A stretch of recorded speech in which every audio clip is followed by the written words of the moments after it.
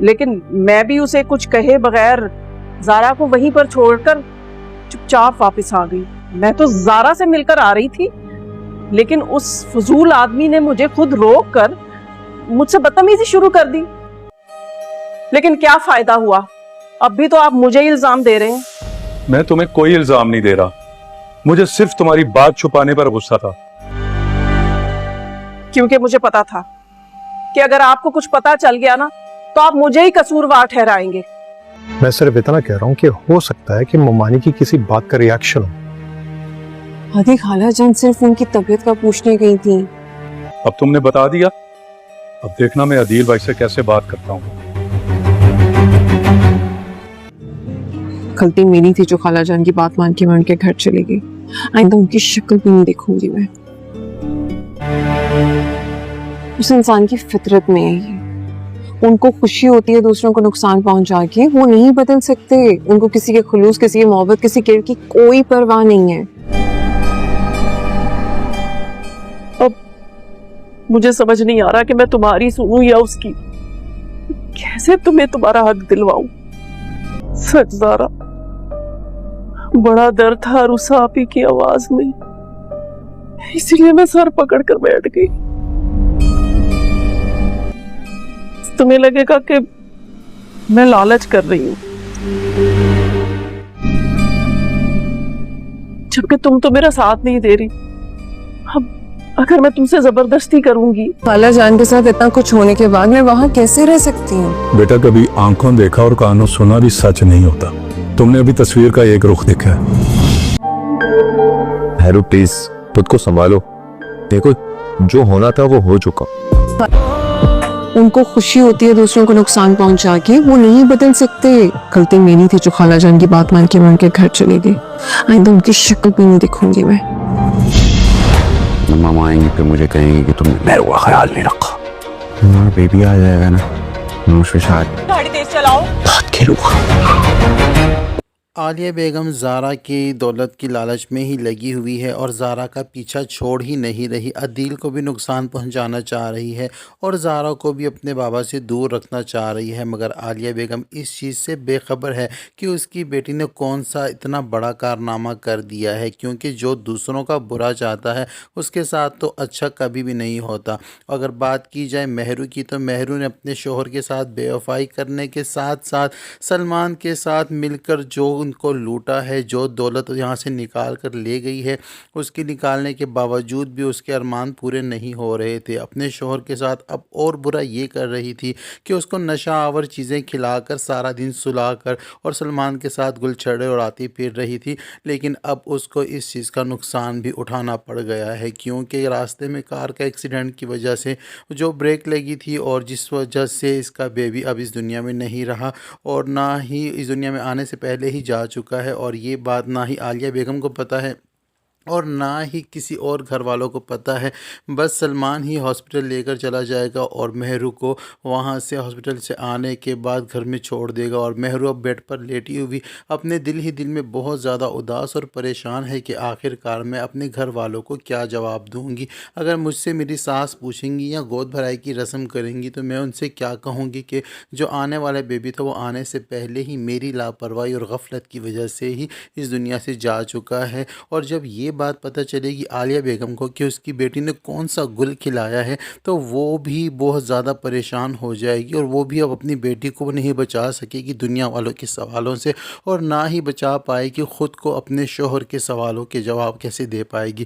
عالیہ بیگم اور مہرو کے لیے بہت بڑا مسئلہ بن چکا ہے, لیکن یہ دونوں ابھی تک اس مسئلے سے بے خبر ہیں. اب عالیہ بیگم کو تو بس عدیل صاحب کی دولت بٹورنے کا لالچ لگا ہوا ہے اور زارا کو بدگمان کرتی جا رہی ہیں اپنے بابا سے, یہاں تک کہ اب تو جب اس نے عالیہ بیگم نے دیکھا کہ زارا ان کے کہنے کے مطابق میں کام نہیں کر رہی اور زہرا نے اپنے بابا سے حصہ مانگنے سے انکار کر دیا ہے, تو اب عالیہ بیگم نے ایک نیا ڈرامہ رچا لیا ہے. زارا کو ہادی بھی سمجھا رہا ہے کہ جو کچھ ہوا ہو سکتا ہے کہ تمہاری خالہ جان نے عدیل صاحب کو کوئی ایسی بات کہہ دی ہو جس کی وجہ سے ان کا ریئیکشن سامنے آیا اور انہوں نے تمہاری خالہ جان کے ساتھ مس بیہیو کیا. تم نے ان کی بات نہیں سنی, تم نے صرف اپنی خالہ جان کی ایکٹنگ اور ڈرامے دیکھے ہیں اور تم نے یقین کر لیا کہ شاید عدیل صاحب نے ہی کچھ تمہاری خالہ کو ایسا کہا ہوگا. لیکن زارا یہاں پر کہتی ہے ہادی سے کہ نہیں, تم نہیں جانتے میرے بابا کو, وہ تو شروع سے ہی بے حس انسان ہیں اور اگر ان کو اتنی پرواہ ہوتی, ان کو تو صرف اپنی آپ کی ہی پرواہ ہے, وہ کسی کے ساتھ خلوص اور محبت نہیں کر سکتے. مجھے تو پہلے سے ہی یقین تھا. اب مجھے افسوس یہ ہو رہا ہے کہ کاش میں خالہ جان کی بات نہ مانتی اور ان کے گھر رہنے نہ جاتی تو مجھے اتنی تکلیف نہ ہوتی. ہادی کے سمجھانے کے باوجود بھی زارا کو اب بھی سمجھ نہیں آ رہی کہ وہ اس کی خالہ کون سی گیم کھیل رہی ہے اس کے ساتھ. خیر, جب ہادی کے سمجھانے کے بعد بھی زارا کو سمجھ نہیں آتی, زارا جب گھر آتی ہے تو وہ اسلم کل جو ہیں وہ بھی زارا کو یہی سمجھاتے ہیں اور کہتے ہیں کہ بیٹا تم نے تصویر کا ایک رخ دیکھا ہے, دوسرا نہیں دیکھا. کبھی کبھی آنکھوں دیکھا حال اور کانوں سنی بات بھی غلط ثابت ہو جاتی ہے. تم اتنی جلد بازی میں فیصلہ نہ کرو. لیکن اس بات کا غصہ جو ہے عالیہ بیگم کو ہوتا ہے اور عالیہ بیگم جو ہے اپنے شوہر کو صفائیاں دینے لگتی ہے اور یہاں تک کہ اسلم صاحب جو ہیں بہت زیادہ غصہ میں ہیں اور عالیہ بیگم سے یہی کہتے ہیں کہ تم نے بہت غلط کیا یہ بات مجھ سے چھپا کر, اور تم نے اگر مجھے وقت پر بتا دیا ہوتا تو شاید میرا دل اتنا اداس نہ ہوتا. تو عالیہ بیگم جو ہے اب اسلم صاحب کو بھی غلط بیانی کرتی ہے اور آگے سے جھوٹ باتیں ساری بتا دیتی ہے. تو یہاں پر اسلم صاحب بھی عالیہ سے یہ کہہ دیتے ہیں کہ اگر عدیل صاحب نے ایسا کیا ہے تو میں اب ان کے ساتھ ضرور بات کروں گا اور ان سے پوچھوں گا کہ آپ نے میری بیوی کے ساتھ اس طرح مس بیہیو کیوں کیا, حالانکہ وہ تو اپنی بھانجی سے ملنے آئی تھی اور آپ کی طبیعت کا معلوم کرنے آئی تھی. گھر آئے مہمانوں کے ساتھ ایسا سلوک بھلا کون کرتا ہے. تو جب یہ بات اسلم صاحب کے منہ سے سنتی ہے عالیہ تو عالیہ کے چہرے کی رنگت بدل جاتی ہے, کیونکہ اسے لگتا ہے کہ اگر اسلم نے بات کر لی عدیل صاحب کے ساتھ تو وہاں پر تو مسئلہ بدل ہی جائے گا, کیونکہ وہ تو ساری باتیں بتا دیں گے کہ آخر کار جھگڑا کس بات پر ہوا تھا. جو باتیں زارا کو نہیں پتہ اور نہ ہی اسلم کو پتہ ہیں تو وہ باتیں بھی ان کو پتہ چل جائیں گی. تو جو گیم کھیل رہی ہے عالیہ وہ سب کے سامنے آ جائے گی. خیر, یہ تو رہی عالیہ اور اسلم کے بیچ کی بات. اب آتے ہیں زارا اور عالیہ کے بیچ کی بات پر. جب عالیہ نے دیکھ لیا کہ زارا اپنے بابا سے حصہ مانگنے سے انکار کر رہی ہے تو اب عالیہ نے ایک نیا ڈرامہ رچا لیا ہے. عالیہ اپنے سر پہ دوپٹہ باندھ کر ایسے لیٹی ہوئی ہے جیسے اس کے بہت بڑی ٹینشن کا سامنا ہو اور یہاں پر زارا سے کہتی ہے کہ میری طبیعت بہت خراب ہے, رات کو میں نے تمہاری امی کو خواب میں دیکھا تھا, وہ بہت زیادہ پریشان ہیں اور وہ مجھے یہی کہہ رہی ہیں کہ میری بیٹی کا حق دلوانا تمہاری ذمہ داری ہے اور تم ہو کہ اپنے بابا کے سے کچھ مانگ ہی نہیں رہی, تم میرا ساتھ نہیں دے رہی اور میں مجبور ہوں کہ میں تمہاری سنوں یا تمہاری ماں کی سنوں, کیونکہ وہ حق دلوانے کی بات کر رہی ہیں اور تم سب کچھ چھوڑنے کی بات کر رہی ہو. اگر میں تمہیں زور دیتی ہوں تو تمہیں یہ لگے گا کہ شاید میں خود لالچی ہوں.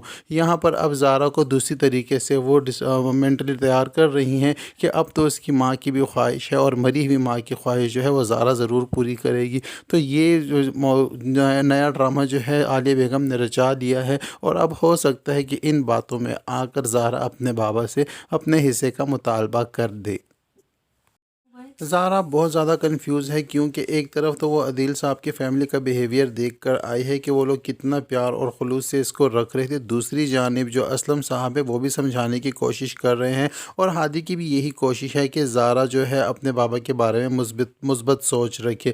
لیکن یہاں پر اگر خالہ جان کی باتوں کو دیکھا جائے تو وہ تو اس سب چیزوں کی بالکل ہی برعکس ہے. زارا تو ہے سمجھدار لڑکی مگر الجھ کر رہ گئی ہے. تو اب دیکھنا یہ ہے کہ زارا کا فیصلہ کیا ہوتا ہے, کیا وہ عدیل صاحب سے اپنے حصے کی ڈیمانڈ کر دی ہے یا اس سے پہلے ہی عالیہ کی حقیقت سب کے سامنے آ جاتی ہے. یہ سب تو آنے والے ایپیسوڈ میں ہی پتہ چلے گا, اسی لیے جڑے رہیے ہمارے ساتھ. ویڈیو پسند آتی ہے تو ویڈیو کو لائک اور چینل کو سبسکرائب کرنا ہرگز نہ بھولیں, ساتھ ہی ساتھ بیل آئیکن کو بھی دبا دیں تاکہ ہماری نئی آنے والی ویڈیو کا نوٹیفیکیشن سب سے پہلے آپ تک